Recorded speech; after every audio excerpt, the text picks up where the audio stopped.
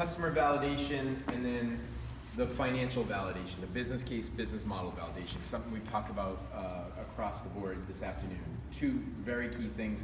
And then as Soren brought up, very good one, what is the fundamental assumption that we're trying to solve, and how do we test that fundamental assumption? What was the example you used, Soren?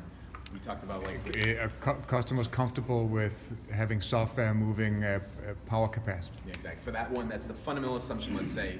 How do we test that, retest that, and really drive that home at all times throughout this? A couple of different ones we found. We think a critical success factor is how do we minimize the Schneider interdependency as more groups get involved in a project.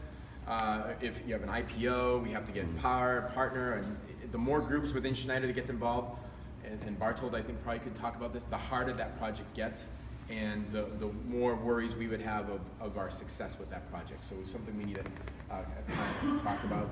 Michael mentioned this in his area, time to first revenue is a key one. Part of the organization, a lot of similarities. Again, one thing that wasn't mentioned yet is this small dedicated team. We got to get multifunction. It can't be all software engineers living in Denmark, for instance. That probably, if that's the entire team is that, it may not be the cross-functional team you need to be successful to look at everything. Conversely, it can't all be sales guys that live in Philadelphia, Pennsylvania, let's say. It has to be a cross-function team that has commercial, go-to-market, engineering. Maybe you need finance right at the beginning. Maybe you need to pull finance in later. Whatever those pieces are, let's make sure we get a good people with different thoughts. That being said, we do need to talk about co-location, meaning should they all be together in one group? That's where it gets a little bit hard to have difference of opinions, but you can also accomplish more if people are residing close together. Clear deadlines. We threw out the concept of a double XCOM sponsor where help to remove barriers and drive quick decisions as much as possible. Thinking that one may be not enough, two would give, again, that diversity a little bit. And then we do think we need to have some special things. I like Michael's point, his group's point of create that buzz.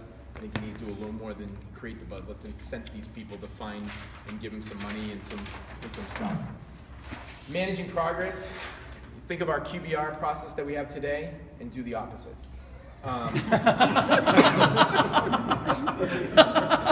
joke, Cyril. A joke. It's late in the day. You mean monthly? Yeah. You've actually become really good. I should have called it accurate forecast. The WBR process that Cyril likes, the weekly. Exactly. But again, at everything 7:30 every Wednesday, right? Yeah, we didn't say a specific date because some projects. Maybe monthly is appropriate, but as projects ramp up, maybe it is weekly. But it's quick check-ins. It's not, it's not long documents that take 3 hours. It has to be very quick feedback where they're as much asking for others to remove barriers versus us asking them where they sit, et cetera, et cetera.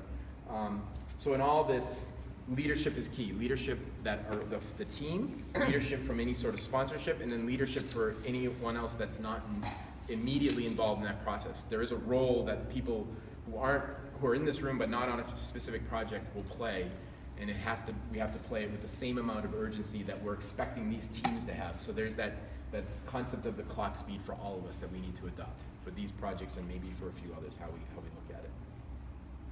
Good. Awesome. Thank you.